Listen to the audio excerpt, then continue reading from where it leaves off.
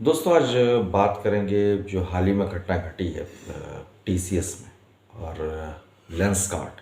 ये दो कंपनियां ऐसी हैं जो किसी भी परिचय की मोहताज नहीं है।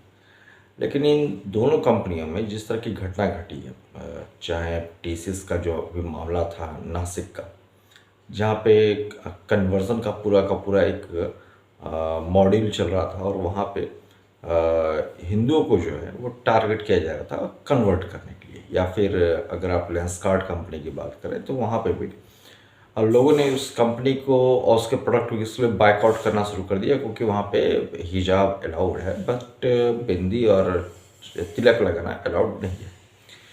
ये सारी चीज़ें हो कैसे जाती हैं, इसके पीछे क्या कारण है? तो बहुत सारे ऐसे रीजंस हैं जिसके लिए मैं कंपनी वालों को तो दोष नहीं दे सकता हूँ, बिकॉज चाहे वो कंपनी टीसीएस हो, चाहे लेंसकार्ट हो, या फिर मलाबार गोल्ड हो, चाहे कल्याण ज्वेलर्स हो। बहुत सारी ऐसी कंपनियां हैं जहाँ पे इस तरीके की एंटी हिंदू सेंटिमेंट की जो फीलिंग्स है वो है, और कहीं ना कहीं फिर वहाँ पे एक जो आइडेंटिटी है हिंदुओं की वो खतरे में पड़ जाती है। उसका एक बहुत बड़ा रीज़न ये है कि हिंदू खुद ही अवेयर नहीं है इन सारी चीज़ों को लेकर। बहुत टू बी वेरी फ्रैंक, आप जब तक अपने रिलीजन को लेके, अपनी आइडेंटिटी को लेके सीरियस नहीं होते हैं तब तक वहाँ पे इस तरह की चीज़ें घटनाएं घटती हैं। दूसरे अगर मैं कम्युनिटी की बात करूँ तो वहाँ पे इस तरह की चीज़ें नहीं होती हैं, जबकि भारत में, और भारत में जो मेजॉरिटी कम्युनिटी है हिंदुओं से जो बिलोंग करती है, उसको लेके ये चीज़ें आए दिन देखने को मिलती है। ये कोई नई घटना नहीं है। इससे पहले भी अगर आप पास्ट में देखेंगे तो जैसा कि मैंने बताया कि कई ऐसे ज्वेलरी की कंपनियां हैं जहाँ पे इस तरह की घटना घटी थी, या फिर दूसरे कई से ब्रांड लोकल लेवल पे हो चाहे नेशनल लेवल पे हो, जो टारगेट करते रहते हैं। दोस्तों इसमें दो पहलू हैं, जिसमें एक तो मुझे लगता है कि जो कंपनियां हैं और जो उनकी जो पॉलिसीज़ है, उस पॉलिसी को सेंट्रल लेवल पे, स्टेट लेवल पे और डिस्ट्रिक्ट लेवल पे रिव्यू करते रहना चाहिए कि उनकी जो एचआर पॉलिसी है या जो वो पॉलिसी बनाती हैं वो आपके आइडेंटिटी को तो कहीं खतरे में नहीं डालती हैं। ये समझने वाली बात है, क्योंकि कहा जाता है कि एक बड़ी कंपनी, एक एमएनसी कंपनी अपने आप में पूरा देश होती है। उनके रूल्स रेगुलेशंस अलग होते हैं, उनके काम करने के तौर तरीके अलग होते हैं, वर्किंग कल्चर अलग होता है, कब आना है, कब जाना है, कब किस हॉलिडे में छुट्टी रहेगी या नहीं रहेगी, ये सब कुछ वो तय करते हैं। और वहाँ पे जो स्टाफ है वो सिर्फ अपना एक काम पूरा करता है, जस्ट लाइक अ रोबोट्स, इससे ज़्यादा कुछ नहीं है। क्योंकि बड़ी कंपनी में मैंने भी जॉब करके देखा है, तो वहाँ का एक्सपीरियंस मैं बता सकता हूँ कि आपकी वैल्यू वहाँ पे एक रोबोट से ज़्यादा कुछ नहीं है। आप उसमें ना तो प्लानिंग का में आपका इन्वॉल्वमेंट होता है, ना तो किसी डिसीजन में आपका इन्वॉल्वमेंट होता है। You are just like a robots, और आपको जो इंस्ट्रक्शन मिल रहा है आप वो कीजिए, और अपने इसके बदले आपकी जो कीमत है, आपकी जो सैलरी है वो लीजिए और घर जाइए। तो यहाँ पे तो सबसे इम्पोर्टेंट ये हो जाता है कि अगर कोई नया फ्रेशर्स जा रहा है ऐसी कंपनी में, तो वो ये देखे कि उनकी जो पॉलिसीज़ है, उनकी जो एचआर पॉलिसीज़ वगैरह जो है वो कैसी हैं, वो कहीं आपके आइडेंटिटी को तो खतरे में नहीं डालती है। इसको देखना बहुत ज़रूरी हो जाता है। और जो दूसरी बात जो मुझे लगता है कि इसमें इस तरह की जो घटनाएं हो जाती हैं, जहाँ पे अभी नासिक में तो बहुत बड़ा एक रैकेट पकड़ा गया है कन्वर्जन का, धर्मांतरण का। तो इसमें कंपनी से ज़्यादा दोष हम इंडियंस का है या हिंदुओं का है, जो इसको ओवरलुक कर जाते हैं। उनके नज़र में, जैसा कि मैंने पहले बताया कि बहुत बड़ी बात नहीं होती है। उसका कारण क्या है कि we all are not very serious इसको लेके। बचपन से ही अगर आप देखेंगे तो एक घर का ऐसा इन्वायरमेंट तैयार होता है जहाँ पे पैसा ही सब कुछ है, और बड़े होते हैं तो फिर पेरेंट्स ही है वो कहते हैं कि नहीं तुम पढ़ाई करो, तुम पढ़ाई पे ज़्यादा ध्यान दो, मंदिर वगैरह जाने की ज़रूरत नहीं है, क्योंकि तुम्हें आगे चल के जॉब करना है, एक अपनी लाइफ करियर को सेटल करना है, अर्निंग करनी है। तो जब आपके दिमाग में बात बढ़ जाती है कि आपके लिए पैसा ही सब कुछ है, तो वहाँ पे फिर आपका धर्म, आपका रिश्ता नाता, आपके फ्रेंड सर्कल सब पीछे हो जाती, सब सेकेंडरी हो जाती है। तो इस कंडीशन में कोई भी आपको मोबिलाइज कर सकता है पैसे के दम पे, प्रमोशन के दम पे और इंक्रीमेंट के दम पे, और यही सारी चीजें मल्टीनेशनल कंपनियां में होती हैं। साउथ में अगर आप चले जाएंगे, तमिलनाडु वगैरह स्टेट में, तो वहाँ की कंडीशन ऐसी है कि अगर आप क्रिश्चियनिटी को फॉलो करते हैं या उसको आप अडॉप्ट करते हैं तो आपका प्रमोशन हो जाता है, अगर आप नहीं करते तो आपका डिमोशन हो जाता है।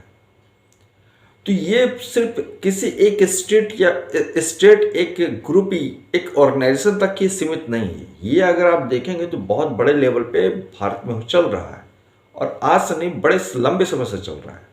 यही कारण है कि डेमोग्राफी बदल जाती है। तो यहां पे सबसे पहली जो जिम्मेदारी बनती है वो आपकी, हमारी बनती है कि हम अपने नेक्स्ट जनरेशन को क्या देना चाहते हैं। सिर्फ उसे पैसे के लिए गुलाम बनाना चाहते हैं, या हम ये चाहते हैं कि वो अपनी आइडेंटिटी के साथ, फ्रीडम के साथ जिंदगी जिए। अगर हमारा रुझान सिर्फ अपने नए जनरेशन को, नेक्स्ट जनरेशन को पैसे कमाना ही है, तो फिर ये कन्वर्जन का मामला या फिर इस तरह की जो एंटी हिंदू चीज़ें होती हैं उसको आप भूल जाइए, उस पर फिर आप ध्यान मत दीजिए। लेकिन अगर आपका फोकस है कि नहीं, मेरा जो बच्चा है वो आगे चल के मेरे कल्चर को लीड करे, उसको आगे तक लेके जाए, तो फिर आपको कहीं ना कहीं उसको ये बताना पड़ेगा कि भाई पैसा सेकेंडरी है, तुम्हारा कल्चर, तुम्हारा सिविलाइजेशन, तुम्हारा रिलीजन प्राइमरी है। वो आपको बताना पड़ेगा। मैं जब भी जाता हूँ मंदिर में तो जो एक चीज़ जो नोटिस करता हूँ, ये नॉर्मल सी बात है कि माँ बाप मंदिर के भीतर होते हैं और बच्चा जो है वो मंदिर के बाहर बैठ के मोबाइल चला रहा होता है। माँ बाप एक बार भी फोर्स नहीं करते हैं उस बच्चे को कि बेटा तुमको अंदर आना चाहिए। आप मेरी बात को समझिए। नासिक में जो कन्वर्जन की जो घटना है, इसके अगर आप तह तक जाएंगे तो आपको लगेगा कि बचपन से ही हमारे रूट्स इतने कमजोर होते हैं कि ये करवा लेना बहुत आसान होता है। ऐसी नौबत क्यों आ जाती है कि महाराष्ट्र के सीएम को इसमें इन्वॉल्व होना पड़ जाता है। ये मैटर जो है बड़े स्तर तक जाता है, गवर्नमेंट की एजेंसी तक इन्वॉल्व हो जाती है। उसके पीछे सबसे बड़ा कारण है कि आपने बचपन में ही उस बच्चे को अपने रिलीजन से, अपने कल्चर से दूर कर रखा है। बच्चा अगर बोर्ड एग्जाम देने जा रहा है तो उस समय अगर होली है तो वो होली सेलिब्रेट नहीं करेगा, वो बोर्ड एग्जाम की तैयारी करेगा। बच्चे का अगर कोई कॉम्पिटिटिव गवर्नमेंट का जॉब है तो वो दीपावली में, दशहरा में, नवरात्रि में घर नहीं आएगा, वो गवर्नमेंट जॉब की तैयारी करेगा।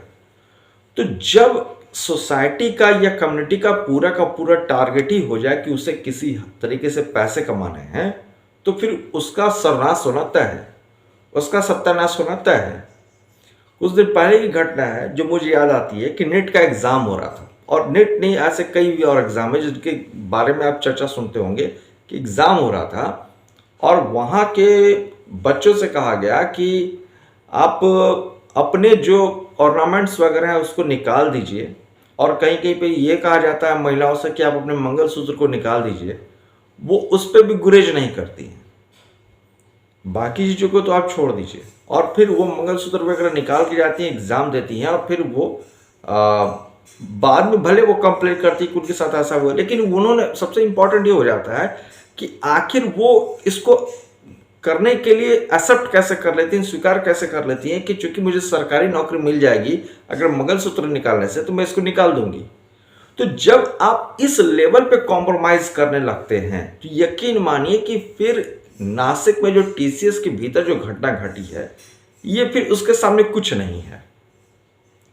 ये आपको तय करना पड़ेगा कि आप किस तरफ खड़े होना चाहते हैं। आप अपने रिलीजन के साथ, अपने कल्चर के साथ, अपने सोसाइटी के साथ खड़े होना चाहते हैं, या फिर आप पैसे के साथ और पैसे से मिलने वाली सुविधाओं के साथ खड़े होना चाहते हैं। तो ये आपको अपनी ज़िंदगी में प्रायोरिटी सेट करनी पड़ेगी। और इसके साथ साथ जो मुझे लगता है कि कहीं ना कहीं एक तो गवर्नमेंट की कमी जो मुझे दिखती है, जिसके बारे में बार बार कहता हूँ कि गवर्नमेंट को इसके लिए कुछ ना कुछ एक स्ट्रिक्ट एक्शन लेना चाहिए जो सरकार नहीं लेती है। अभी महाराष्ट्र के सीएम ने भी कहा कि टीसीएस ने इस मामले में गवर्नमेंट को सपोर्ट किया है। लेकिन एक बात मुझे बताइए, इससे पहले भी जब एक घटना घटी थी ऐड को लेके, तनिष्क के एक ऐड को लेके, तो उस समय क्या हो गया था, या क्या उससे सोसाइटी ने सीखा, क्या उस कंपनी ने सीखा? चाहे वो तनिष्क हो चाहे टीसीएस हो, दोनों ही टाटा के हैं। टाटा ने आगे चल के इसको इतना सीरियसली क्यों नहीं लिया जब आज से 5 साल 6 साल पहले ऐसी घटना घट चुकी है? आपको वो शायद ऐड याद भी होगा। तो इंपॉर्टेंट ये हो जाता है कि ऐसी बड़ी कंपनियां क्यों नहीं एक स्ट्रिक्ट एक्शन या लॉ बना पाती हैं। चाहे तो वो अपनी एचआर पॉलिसी में इसको इंक्लूड कर सकती है कि भाई इस तरीके की चीजें नहीं होनी चाहिए। अगर कोई यहाँ पे कन्वर्जन करता हुआ पकड़ा जाएगा तो उसके खिलाफ सख्त एक्शन लिया जाएगा।